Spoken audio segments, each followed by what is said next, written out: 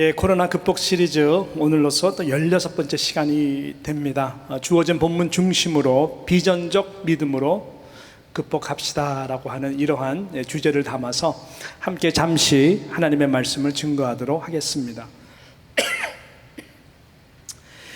21세기에 많은 그리스도인들에게도 읽혀졌고 또 거의 세계 최고의 베스트셀러로 알려진 릭 워런 목사님께서 쓰신 The Purpose Driven Life, 목적이 이끄는 삶이라고 하는 책에 대해서 여러분께서 들어보셨을 것입니다.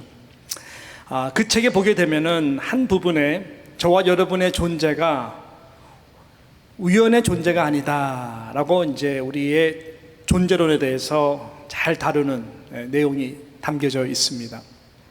We are not an accident, 이런 표현을 그분께서 하셨는데요, 그 말은 저와 여러분의 존재는 분명히 하나님에 의해서 창세 전에 그분이 세우신 목적, 기쁘신 뜻에 따라 우리가 이 땅에 지금 분명한 목적을 위하여 존재하고 있는 그러한 삶이다라고 하는 이 부분을 굉장히 많이 강조를 합니다. 저는 이 부분은 사도 바울이 예수 그리스도를 만난 다음에 자신의 존재를 돌아볼 때에 또 많은 성도들에게 실은 그 존재론에 대해서 항상 하시던 말씀 중에 하나였죠. 그 부분을 특별히 에베소서 이 1장 4절과 5절에 보게 되면 아주 간결하게 사도 바울이 표현을 하고 있는데요, 에베소서 우리 1장 4절과 5절을 우리 한 목소리를 같이 함께 읽어보도록 하겠습니다. 시작. 곧 창세 전에 그리스도 안에서 우리를 택하사 우리로 사랑 안에서 그 앞에 거룩하고 흠이 없게 하시려고 그 기쁘신 뜻대로 우리를 예정하사 예수 그리스도로 말미암아 자기의 아들들이 되게 하셨으니 라고 말씀을 하고 있습니다. 그렇습니다. We are not an accident.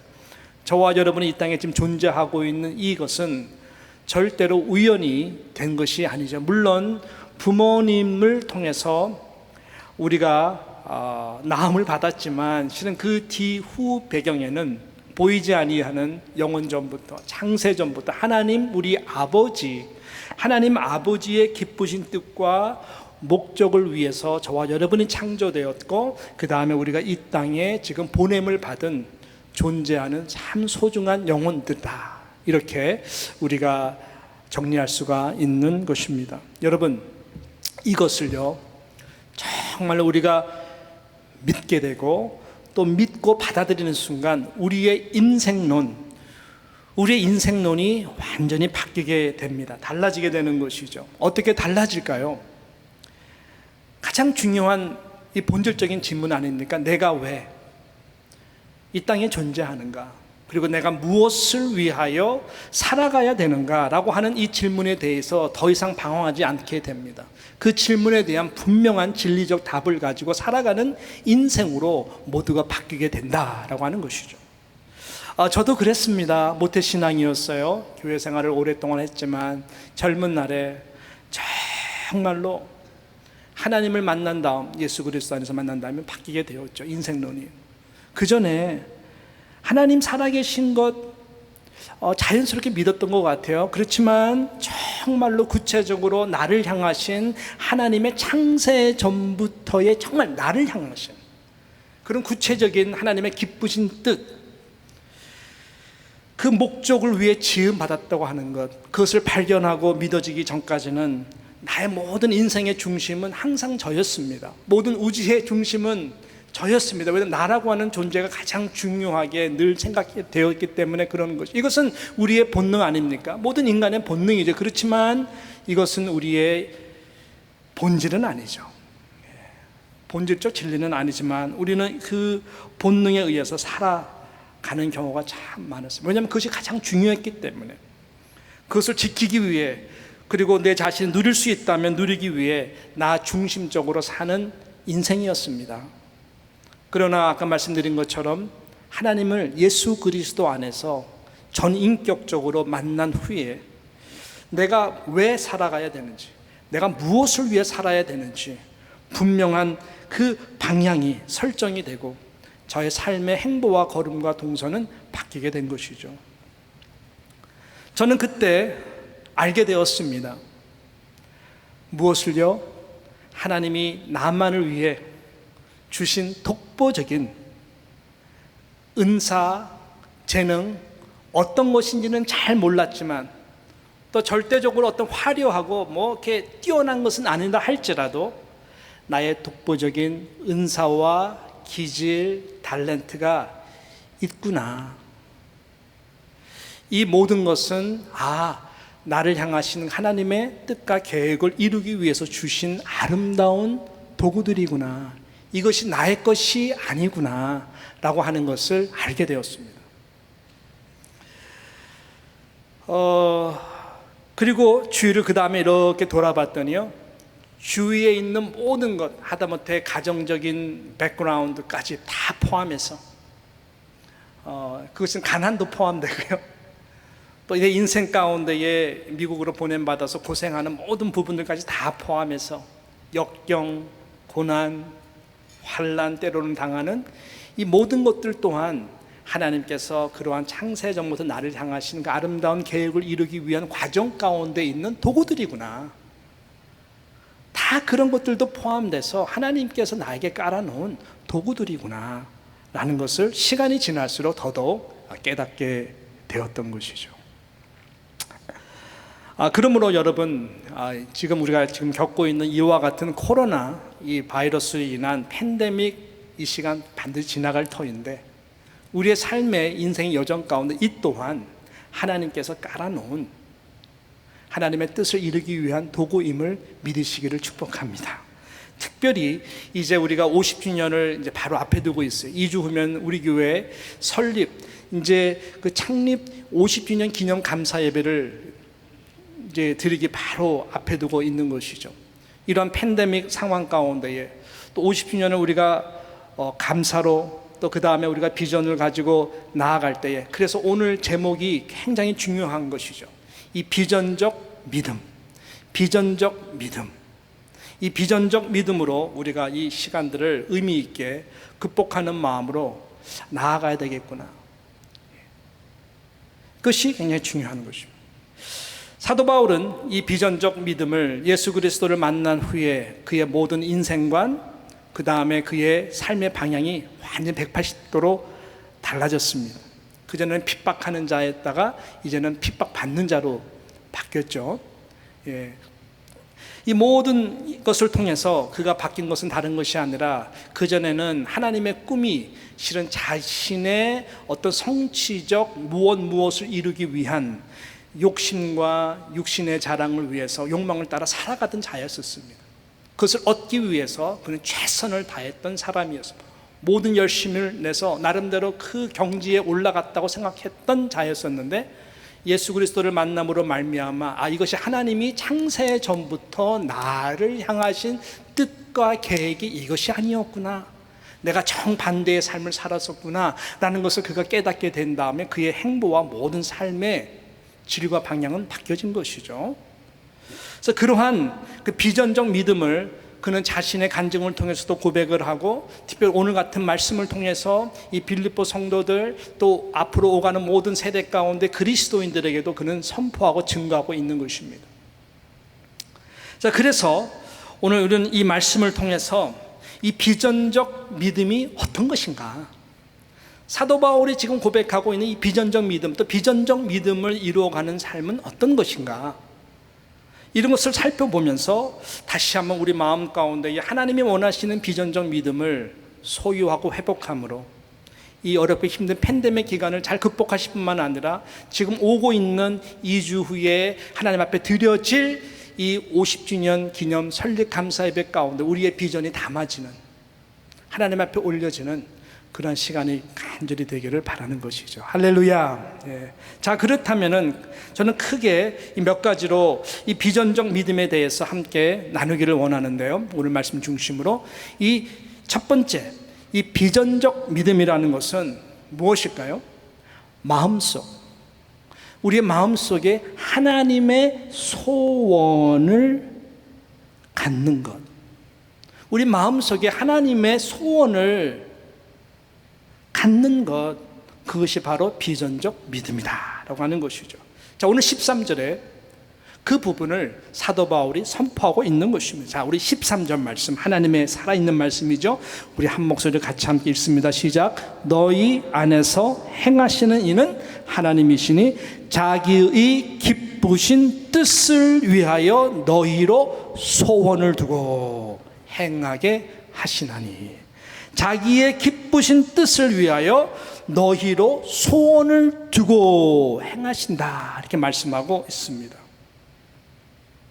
하나님께서 저와 여러분들에게 참 구원이라고 하는 놀라운 은혜를 선물로 베풀어 주셨습니다. 믿으시죠? 아멘. 구원을 베풀어 주시면서 하나님에게는 참 간절한 소원이 있습니다. 그것이 무엇일까요? 그것은 다른 것이 아니라 그 구원을 받은 것으로 만족하고 아니하여 우리의 신앙 여정에 그것이 그냥 그걸로 끝난 것으로 마침표를 찍지 말라라고 하는 것입니다. 그래서 12절, 자 13절 바로 전에 있는 오늘 첫 시작하는 12절 말씀이 사도 바울이 그 부분을 지금 강조하고 있는 것입니다. 그러므로 나의 사랑하는 자들아, 너희가 나 있을 때뿐 아니라 더욱 지금 나 없을 때에도 항상 복종하여 어떻게 하라고요? 두렵고 떨림으로 너희 구원을 이루라. 두렵고 떨림으로 너의 구원을 이루라 라고 말씀하고 있습니다. 이 말씀은 우리의 신앙 여정이 구원을 받음으로 끝나지 않았다라고 하는 이 부분을 강조하는 것이죠. 그렇다고 이 말은 우리가 이미 받은 구원이 불완전한 것이다라는 말도 절대로 아니고 신학적으로 잘못된 말입니다. 한번 얻은 구원은, 진실된 구원은 절대로 빼앗기지가 않습니다. 그렇지만 이 가운데에 무엇을 강조하려고 사도 바울이 이야기하는 걸까요? 구원받은 자로서, 구원받은 자와 같이, 또 구원받은 자가 하나님이 주시고자 하는 그 영광의 열매들, 더 멋진 하나님의 소원을 이루는 비전적 인생으로 살아가라. 내가 그렇게 너를 만들어주겠다. 그래서 내가 너에게 구원을 준 것이다 라고 하는 것이죠. 구원이 되어서 더욱더 구원의 열매를 맺는 그러한 영광스러운 삶을 위해서 하나님께서 그렇게 하시겠다라고 하는 것입니다.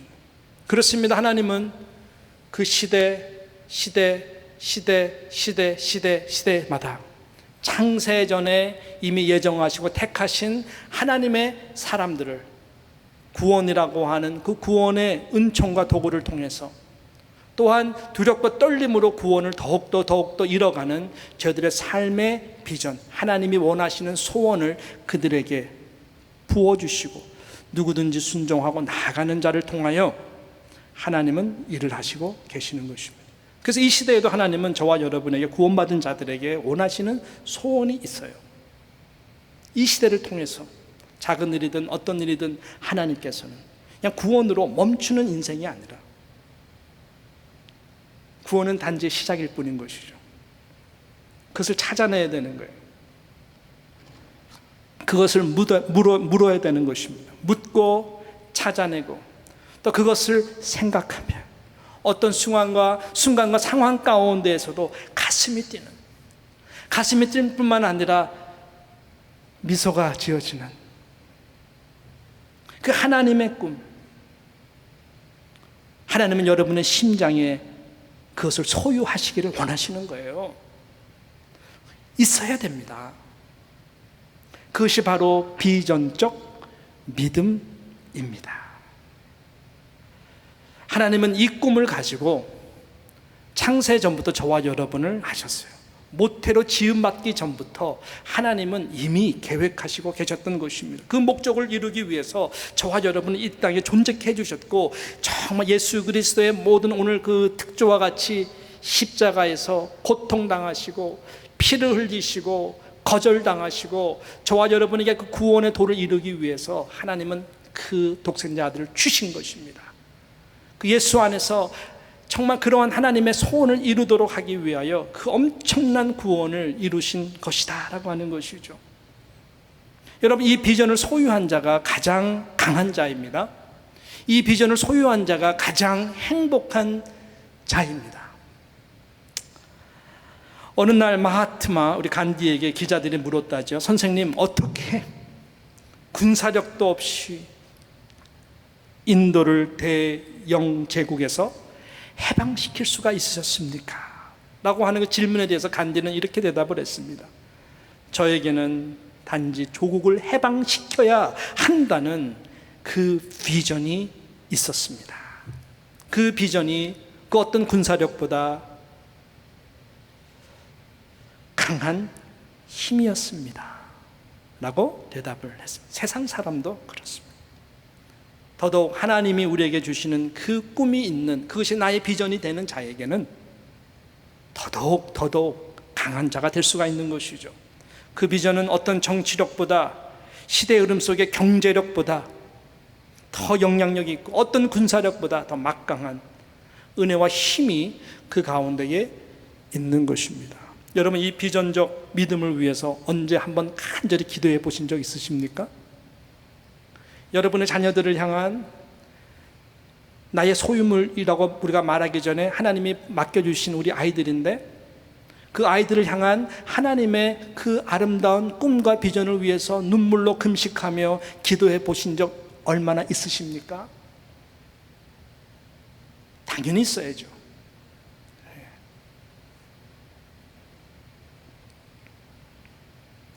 기도하셔야 돼요. 거기서 뭐 자녀 교육론, 성경적 자기 교육 다 갈라지거든요. 모든 게 다 갈라져요. 우리 인생도 마찬가지지만. 아브라함은 75세에 그 비전을 발견했어요. 이 비전적 믿음을 가지고 갈대아우르를 떠났습니다. 오가는 세대 가운데에 영적으로 열국의 아버지가 되었습니다. 제가 좋아하는 인물 갈렙은 85세임에도 불구하고 이 비전적 믿음을 성취하기 위해서 모두가 두려워하는 그 가나안 땅의 중심에 있는 헤브론 산지에 아직까지도 아낙 자손들이 버티고 있는, 드빌 주민들이 정말 싸움꾼들이 정말로 험악하게 지키고 있는 그 아직까지 점령되지 않은 헤브론 산지를 달라고 기도했고, 그는 85세에 헤브론 산지를 점령해서 그 다음 세대에 하나님의 약속을 성취하고 물려주는 위대한 인물이었던 것처럼, 여러분, 나이는 정말 말 그대로 숫자에 불과하지 않습니다. 중요한 것은 얼마만큼 살았냐가 중요한 것이 아니라 내가 왜 무엇을 위하여 살았는가. 인생의 길이가 중요한 것이 아니라 아무리 짧더라도 우리 삶의 중요한 방향성, 창세 전부터 나를 향하신 하나님의 그 목적과 기쁘신 뜻과 계획에 맞추어 내가 살았는가, 이 비전을 가지고 살았는가, 뛰는 가슴 가지고 살았는가 아닌가, 거기서 다 평가가 된다고 하는 것입니다.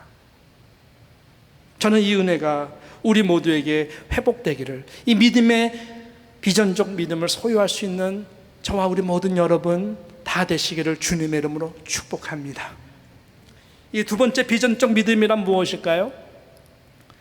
비전적 믿음이 되기 위해서는 이 비전적 믿음을 성취하기 위해 날마다 기도하며 행동하는 그 믿음, 행할 수 있는 그 믿음, 그것이 바로 비전적 믿음을 이루어가는 자의 특징이다라고 하는 것입니다. 하나님은 그것을 원하십니다. 자, 오늘 똑같은 아까 구절을 읽었는데 이 차원에서, 행하는 믿음의 이 차원에서 우리가 한번 13절 말씀을 다시 한번 읽어보도록 하겠습니다. 13절 말씀 자, 나오세요. 13절 말씀 빨리 나오세요. 할렐루야, 감사합니다. 13절 할렐루야. 시작. 너희 안에서 행하시는 이는 하나님이시니 자기의 기쁘신 뜻을 위하여 너희로 소원을 두고 행하게 하시나니. 포인트가 또 달라졌죠. 너희 안에서 행하시는 이는 누구라고요? 하나님이시니 자기의 기쁘신 뜻을 위하여 너희로 소원을 두고 행하게 하시나니 라고 말씀합니다. 주어가 다 하나님입니다. 모든 주어가 다 하나님입니다. 그렇지 않습니까? 소원을 주시는 분도 하나님이십니다. 창세전부터 예정하신 하나님이 그 소원과 목적이 없겠어요? 소원을 주시는 분이 하나님이다. 또 소원을 따라 우리 안에서 결국 행하시는 분이 누구냐? 성부, 성자, 성령, 바로 그 하나님이시다 라고 사도 바울이 이 놀라운 진리를 말씀하고 있는 것입니다. 그래서 이러한 하나님의 소원이 우리의 마음의 비전이 되는 그 비전적 믿음을 소유한 자가 힘이 있는 것입니다. 그 비전이 나의 꿈이 아닌 하나님의 꿈과 소원 그리고 뜻이라서 여러분, 기도하고 내가 할 수 있는 작은 일이라도 우리가 행하기 시작하면 놀랍게도 성령께서 그 가운데에 도와주시사 역사를 하시고 함께 일을 하신다. 그 비전이 성취되도록 하나님께서 성령을 통하여 일하신다라고 하는 것입니다. 여기서 몽상가와 말 그대로 드리머, 비전의 사람, 비저너리의 큰 차이가 있는 것이죠. 몽상가는 꿈을 꾸기를 좋아합니다. 항상 꿈 얘기를 합니다. 그렇지만 그 꿈이 이루어지기 위해서 치러야 되는 어떤 대가를 치르기까지 행동으로, 말보다 행동으로 옮기는 자가 아닙니다. 항상 이상적인 꿈의 생각일 뿐. 그래서 인생이 그 꿈 가운데 묻혀서 끝나는 경우가 참으로 많습니다. 그들을 몽상가라고 말을 합니다. 하지만 하나님의 참 비전적 믿음을 소유한 비전어리는 다릅니다. 모든 것이 더디어지고 상황이 불리해지고 극적인 순간에도 좌절하지 않습니다. 하나님이 원하시는 소원을 이루어 드리기 위해 내가 무엇을 할 수 있을까? 어렵고 힘든 상황에서 why, 왜가 아니라 how, 어떻게. 이 상황에서 하나님 원하시는 것이 무엇입니까? 늘 헌신의 마음, 변치 않는 충성스러운 믿음과 신앙으로 기도를 드립니다. 지혜를 구합니다. 때를 기다릴 줄 압니다. 인내합니다. 그러면서 지금 내가 할 수 없는 아무것도 없는 가운데서도 행동으로 항상 옮기는 자들입니다. 그렇게 행할 때 성령께서 역사를 하시는 것이고 놀랍게도 하나님의 방법대로 하나님의 나라가 확장이 되는 것입니다. 가끔 이런 말을 성도들을 통해서 듣습니다. 목사님, 교회 생활을 오래 했어도 제 믿음이 자라지 않습니다. 굉장히 예민한 질문이에요. 그것에 대해서 집사님은 이래서 문제 가면 시험 받아서 당장 교회 안 나올 겁니다. 그렇게 말하는 목사가 없죠. 그분이 말하기 전에 다 어떤 sense of spiritual measurement는 모든 목사들은 다 갖고 있습니다. 하나님의 때를 기다리는 것이죠. 그렇지만 대답해야 하고 싶은 말들은 참 많이 있을 수 있겠으나 오늘 말씀을 중심으로 보게 되면은 그 질문에 대한 답이 어떤 것일까요? 아직 그분은 행동하는 믿음, 행하는 믿음으로 가지 않기 때문에 그런 것이죠. 그 행동한다는 믿음이 다른 것이 아닌 것이죠. 그 전에 하나님이 창세 전부터 이분에게 디자인하신 그 오리지널 카피, 오리지널 하나님이 원하시는 청사진은 갖고 있지 않다라는 것이 너무너무 안타까운 거예요. 교회 생활 오래 했지만 하나님 나에게 주시는 은사가 무엇일까? 다 있거든요. 교회 생활 오래 했지만 하나님 나에게 주신 달란트가 무엇일까? 나의 소유, 시간, 은사, 재능, 신앙, 이 모든 것이 하나님께서 나를 향하신 창세 전부터 이루라라고 하는 마음의 소원에 아직까지 연합적으로 나의 마음에 합한 다일과 같이 가지 않기 때문에, 발견을 못했기 때문에 행하는 믿음이라는 것이 항상 이 포인트가 잘못된 것이죠. 아직까지는 자기 중심, 자기 중심에 무엇을 이루기 위해서 하나님을 항상 도구로 살아가니 어떻게 그것이 신앙이며 어떻게 그 신앙의 믿음이 자랄 수가 있겠습니까? 하나님 나라는 정반대거든요. 요즘 우리가 야고보서를 통해서 디아스포라 공동체의 메시지를 좀 그런 관점에서 보고 있습니다. 이제부터 굉장히 강조하는 야고보 장로님의 디아스포라 교회를 향한 간절한 마음이 뭐냐면은 행하는 믿음이에요.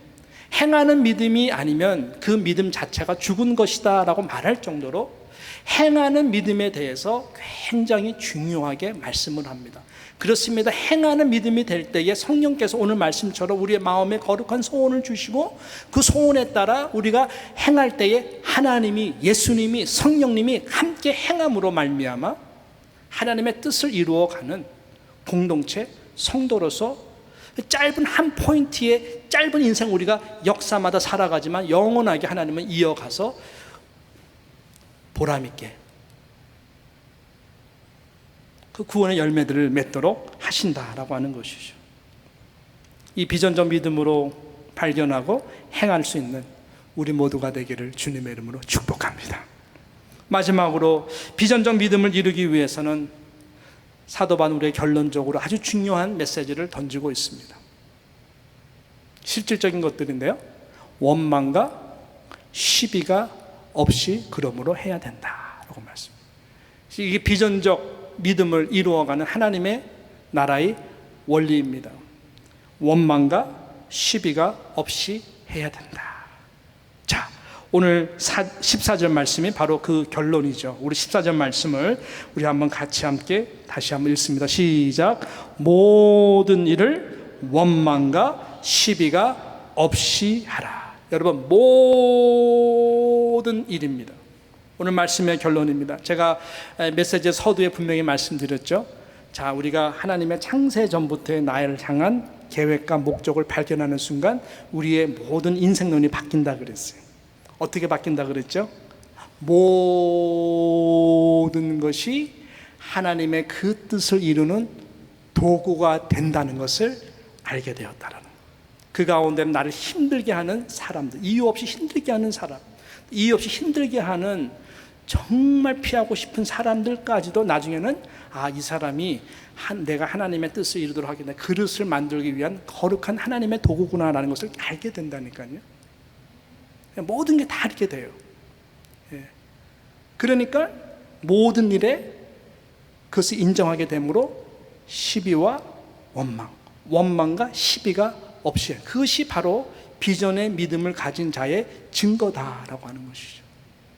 사도 바울은 그것을 갖게 됐어요. 하나님의 인도법이 그렇습니다. 선한 목자가 되신 우리 하나님, 우리 주님, 성령께서는요, 저와 여러분을 인도할 때 어떻게 인도합니까? 이 두 가지 도구를 사용해요. 그 두 가지 도구가 모든 것입니다. 시편 23편에 보게 되면 잘 나와 있죠. 지팡이와 막대기가 나를 안위하시나이다. 한 손에는 지팡이가 있고요, 한 손에는 막대기가 있습니다. 하나님의 인도법입니다. 지팡이는 무엇을 상징할까요? 하나님의 인도하시는 하나님의 권위, 하나님의 힘을 상징하는 것입니다. 그래서 하나님은 모세에게 이스라엘 백성들을 앞으로 40년 광야에서 인도할 때 무엇보다 하나님의 인도하시는 상징적인 권위의 힘이 필요했습니다. 그래서 아론의 쌍난 지팡이, 아브라함에게는 이 지팡이를 손에 쥐어줬고 그것이 모세의 오른손에 들려지자 하나님은 그 지팡이 가운데에 권위를 허락해 주셔서 그걸로 탁 치면 홍해가 갈라지고 그것을 탁 치면 반석에서 물이 나게 해주시고 항상 지팡이를 들고 노뱀으로 만들기도 하고 하나님께서 인도하신 하나님의 권능적인 것을 그 지팡이를 통해서 인도하신 하나님을 나타내게 해주셨어요. 또 한 손에는 막대기입니다. 하나님은 막대기라고 하는 도구를 사용합니다. 다윗은 이것을 너무나 잘 알았죠. 막대기는 어떤 도구입니까? 공동체를 보호하기 위한 도구입니다. 야생동물, 양들을 노리는 동물들이 올 때마다 그 막대기로 날카롭게 탁 쳐가지고 동물들을 도망가게 합니다. 그리고 가끔 가다가 100마리의 양들이 있지만 98마리, 99마리는 그래도 어느 정도 지팡이로서 다 해결이 되는데 안 되는 종자의 양들이 있어요. 여기가 좁사오니 푸른 초장에서 먹고 다 움직여야 되는데 혼자 남아 떨어지면은 이 사자의 밥이 되는데 이 한 명 때문에 99마리의 이 한 마리 때문에 99마리의 양들이 지연되는데 이런 복잡하게 뒤에서 몰다가 안 움직이는 양이 있으면은 가가지고 막대기로 히프를 탁 한번 치면은 엥 하면서 이제 일어나서 가게 한다는 것이죠. 그래서 이 막대기라고 하는 것은 때로는 우리에게 어려움을 통해서, 역경을 통해서, 고난을 통해서 하나님이 우리를 원하는 디렉션, sense of mission, sense of direction, 하나님이 이루시고자 하는 그것을 위해서 인도하는 법이다. 그래서 everything, 모든 일에 우리는 지팡이든 막대기든 원망과 시비가 없는 그 마음으로 나아가는 것이 창세 전부터 나를 위해서 디자인하신 이 모든 것을 통해서 나를 인도하시는 하나님의 뜻을 이룬 도구구나 라고 인정을 하게 되면은 우리는 원망과 시비가 좀 없어지는 것이죠. 이제 2주 후면은 우리 교회는 설립 기념 50주년 감사 예배를 드리게 됩니다. 작년 이맘때 여러분의 기대가 있었을 것이고, 내년도를 바라보면서 50주년 희년을 맞이한 뉴욕 장로의 모습은 이렇게 되었으면 좋겠다.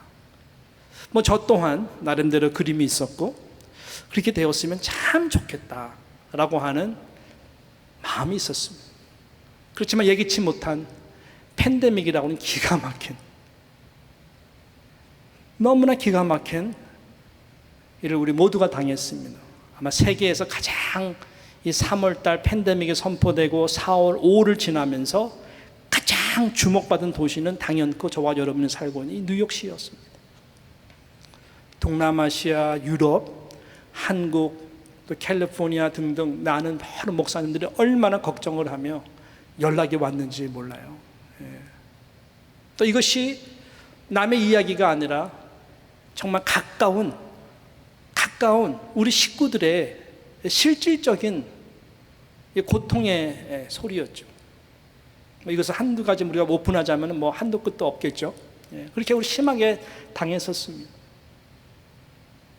50주년인데 이런 팬데믹을 지금 곧두루 하면서 이게 과연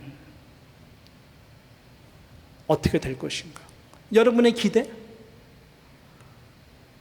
바람과 좀 이게 missing the point가 되는 것이 아닌가라고 우려도 있었을 것입니다. 그렇지만 우리는 일단 생명을 지키는 것이 얼마나 중요합니까? 제가 어저께 오늘 한 부부님이랑 아내랑 같이 좀 신방겨 교회 못 나오세요. 못 나오시고 힘들어하셔서 같이 함께 잠시 식사를 하면서 좀 신방을 했었는데 이유가 있더라고요. 이분은 전에 그 바이러스에 노출돼가지고 진짜로 고생하신 분이에요. 고생은 너무너무 들으니까 눈물이 날 정도로 너무너무 심하게 고생을 해서 그 바이러스에 대한 그 포비아가 있는 거예요. 두려움이 있는 거예요. 이해가 되고 이렇게 참 여러 가지 삶의 힘든 것들을 겪으면서 이 팬데믹을 통해서 더 위축되시는구나. 너무 교회 오고 싶어하고 너무나 교회의 그 은혜의 임재자를 누구보다 사모하시고 기도하시는 분이심에도 불구하고 당했던 너무나 아픈 시간들 때문에 좀 조심하시고 계시는가고. 그런 분들이 한두 분이시겠습니까?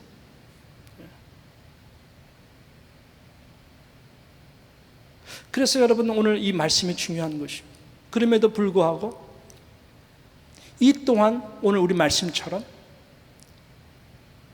하나님의 거룩한 뜻을 이루기 위한 모든 것이 합력해서 반드시 선을 이루실, 왜? 하나님 창세 전부터 이 시간 동안 아셨고 그것도 하나님의 어떤 디자인과 하나님의 이런 페이스와 스케줄 가운데에 일어나는 일이라고 저는 믿거든요.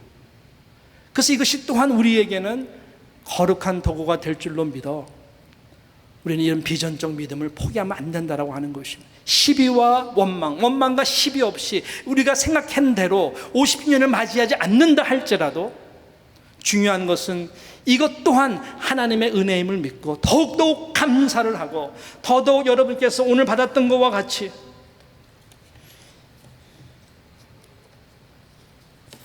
이것이 아무것도 아닌 것이 아니에요.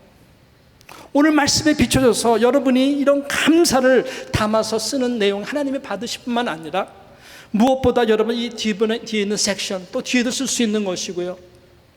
여러분의 미래를 바라보며 내가 이 교회의 일원인 것을 감사하며 이런 비전적 믿음으로 하나님의 꿈, 하나님의 소원이 이루어지는데 하나님 나와 우리 가정을, 하나님 나의 일터를, 우리 교회를, 이 땅을 사용해 주시옵소서라고 하는 이 간절한 비전적 기도가 믿음으로 하나님 앞에 올려드려질 때에 하나님은 분명히 일하시고 계실 것이고 그것을 위해서 우리 행함으로 나아갈 때에 하나님은 놀라운 축복으로 함께해 주실 것입니다. 우리 세대에 그 영광의 열매를 보지 못한다 할지라도 여러분 하나님은 여러분이 품은 그 비전을 이미 받으셔서 하나님 앞에 섰을 때에 그 하나님이 원했던 소원 믿음의 비전에 따라 여러분들에게 상들을 주실 거예요. 제가 이거 알거든요. 인도네시아 여러분 조그만 교회 같지만 그 교회는 하나님의 소원을 담아서 앞으로 인도네시아가 이 무슬림 선교에 정말 정점을 찍을 가장 중요한 나라라는 것을 우리 일대 목사님이 아셔서 선교하러 가신 거예요. 하나님 나에게 삼천촌락의 십자가를 세울 수 있는 인도네시아 곳곳에 하나님의 교회를 세울 수 있는 그 비전을 하나님 주셨사오니 이루게 하여 주시고 그분은 397개 하시고 돌아가셨어요. 40년 동안. 3,000교회를 세운다는 것이 가능한 이야기입니까? 저 맨 처음에 정말 힘들었어요. 이용규 선교사님 그 대학 캠퍼스 사역도 너무너무 힘든데 신학교 하는 것도 너무너무 운영도 힘든데 삼천촌락의 십자가를 세우기 위해서 그 가난하고 힘든 목회자들을 매달마다 우리가 말씀을 훈련해서 2박 3일 계속해서 제가 나올 때 성도들과 함께 962교회 정도를 세우고 나왔어요. 하나님 저에게 주신 답이 뭔지 아세요? 학진아 걱정하지 마. 삼천촌락 십자가 비전은 내가 준 거야. 네가 이루라고 준 것이 아니라 내가 이미 그 비전을 내 마음에 소원을 담고 행하기 시작하면 네가 내 앞에 섰을 때는 이미 삼천촌락 영광의 그 열매를 내가 받은 그대로 네가 이룬 것처럼 나를 통해서 내가 너에게 상을 줄 거야. 그것이 한 교회가 되든 10교회가 되든 아무 상관이 없는 거예요. 우리에게는 이 믿음을 가지고 나아갈 때 하나님 이미 삼천촌락의 3,000교회를 세운 것으로 받으신다고 하는 것입니다. 여러분 이것이 비전적 믿음인 것이죠. 이 팬데믹 상황 때문에 우리가 고작 이거밖에 50년을 못한 그렇지가 않습니다. 중요한 것은 우리에게 가슴 뛰는 심장을 가지고 이 교회를 포기하지 아니하시고 이 뉴욕 땅을 포기하지 아니하시는 하나님의 그 창세전의 영광스러운 비전이 무엇이냐? 진작에 물어보시고요. 여러분의 자녀를 통해서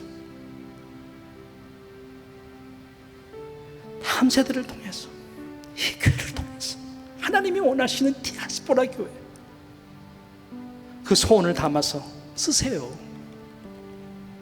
그래서 책자로 만들어 우리가 함께 기도해 나갈 때 하나님은 하나님의 방법대로 일하시게 되고 중요한 것은 이 비전적 믿음을 가지고 살아가는 것.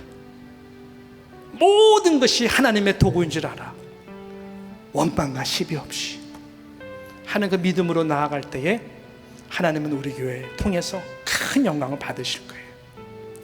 그런 마음으로 나아가시는 저와 여러분 되시기를 주님의 이름으로 축원합니다. 할렐루야.